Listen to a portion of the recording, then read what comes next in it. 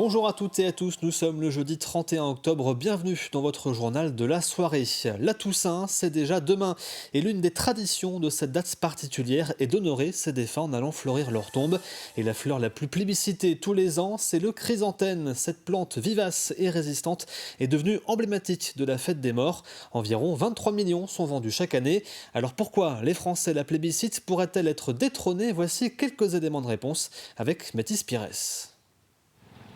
Impossible de passer à côté sans les apercevoir. Chez cette fleuriste, les chrysanthèmes, vedettes de la Toussaint, sont de sortie. Est-ce que celle-ci vous... Pareil, bon, oui, ça me convient. Hein? Je vous mets un petit papier autour pour le transport? Oui, bah, tout à fait. Ce sera plus agréable à emmener? Merci. Appelée la fleur des morts, elle reste encore la plus choisie à cette période.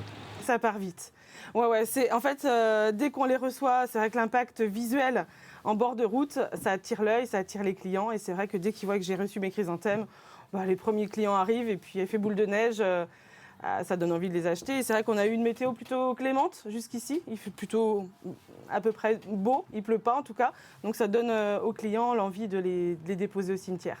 En jaune, blanc ou rose, le chrysanthème est l'une des rares fleurs de la saison. Chrysanthème ou autre qu'une chrysanthème? Alors les clients s'empressent pour avoir leur bouquet. C'est incontournable et tout le monde, je voyais juste un exemple hier, toutes les personnes qui y avaient devant chez elles, c'était incroyable.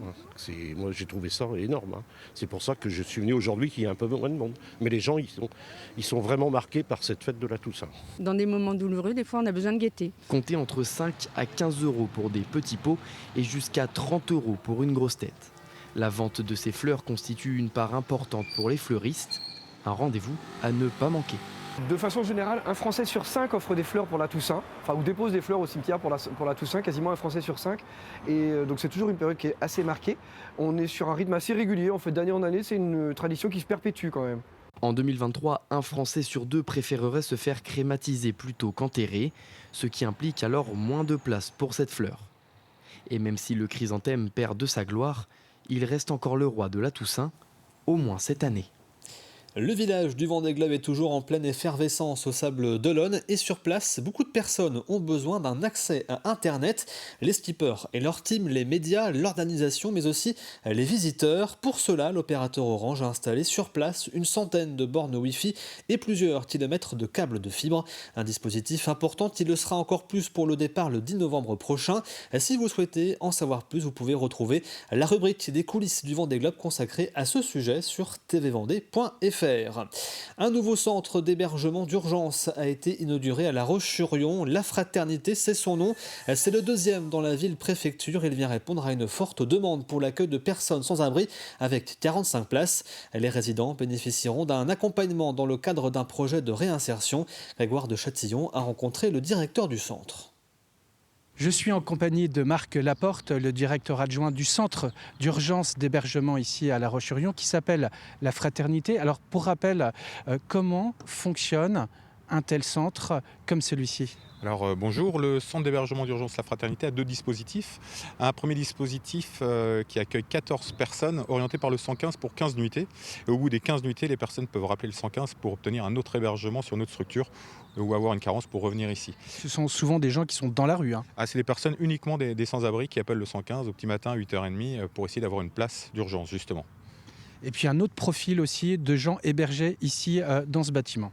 On a 31 places dans le cadre de l'opération de mise à l'abri qui existe depuis environ 2 ans pour des personnes qui étaient sans abri également et qui sont éligibles pour être sur le territoire français, qui sont demandeurs d'asile ou réfugiés et qui ont aussi besoin d'un hébergement et qui sont orientés via un SAS sur Angers et qui arrivent sur le dispositif. Ce centre d'hébergement d'urgence, il était attendu. Elle était énormément attendue, il y a beaucoup de demandes, que ce soit pour le 115, et il y a énormément de personnes qui sont dehors, pas forcément sur le territoire vendéen, et qui avaient ce besoin-là. Alors ce sont uniquement des hommes isolés, qui ont alors on peut avoir des jeunes hommes, mais entre 20 et 35 ans pour le public coma, et pour les personnes orientées par le 115, plus vieux, 35-45 ans. Alors on l'a vu, ils bénéficient tous d'une chambre, mais aussi de pièces collectives telles cuisine, des espaces communs. Alors ils ont des espaces communs, ils ont surtout un accompagnement individuel qui leur est proposé, une évaluation sociale pour voir quels besoins ils ont actuellement au départ de leur accueil.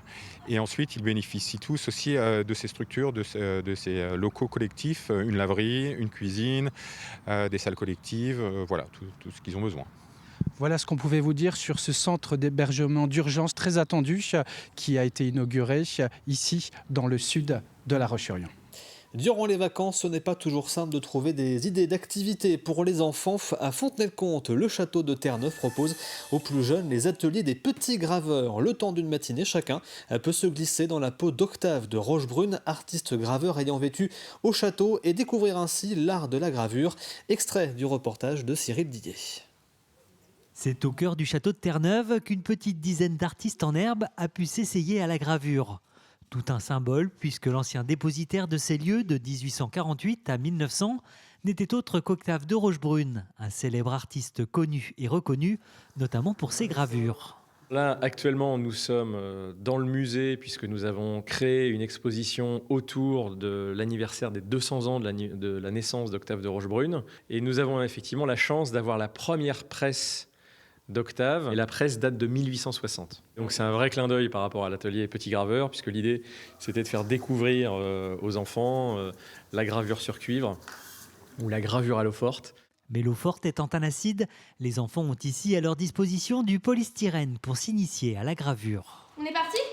Tout simplement, le principe de graver, eh bien, c'est de prendre un matériau et de créer des creux pour ensuite pouvoir généralement imprimer le dessin que l'on a réalisé avant. Tu l'étales comme ça, pour pas qu'il y en ait trop. Une activité artistique pas aussi simple qu'elle n'y paraît, avec pour cette saison une thématique imposée. On est en pleine période d'Halloween, donc forcément on a invité les enfants, ils ne sont vraiment pas obligés à faire des monstres, des citrouilles, généralement en rapport avec Halloween. Un mot de football, le tirage au sort du 7e tour de la Coupe de France avait lieu hier et le petit poussé vendéen, le club de Saint-Philbert, la Réorte, la Jaudonnière, qui évolue en départemental 3, connaît son prochain adversaire. Il s'agit du SA Mérignacais, club de régional 1. Pour les autres clubs vendéens, la Roche-Vendée Football affrontera l'Olympique Cazaux. Le club des Herbiers jouera contre l'équipe de Ligue 2, l'AC Ajaccio. Et puis il y aura un derby vendéen entre Fontenay-le-Comte et la Roche-sur-Yon ESO. 7e tour qui se déroulera le week-end des 16 et 17 novembre prochain. C'est la fin de cette édition. Merci à vous de l'avoir suivi. Je vous souhaite de passer une très bonne soirée devant TV Vendée, bien sûr.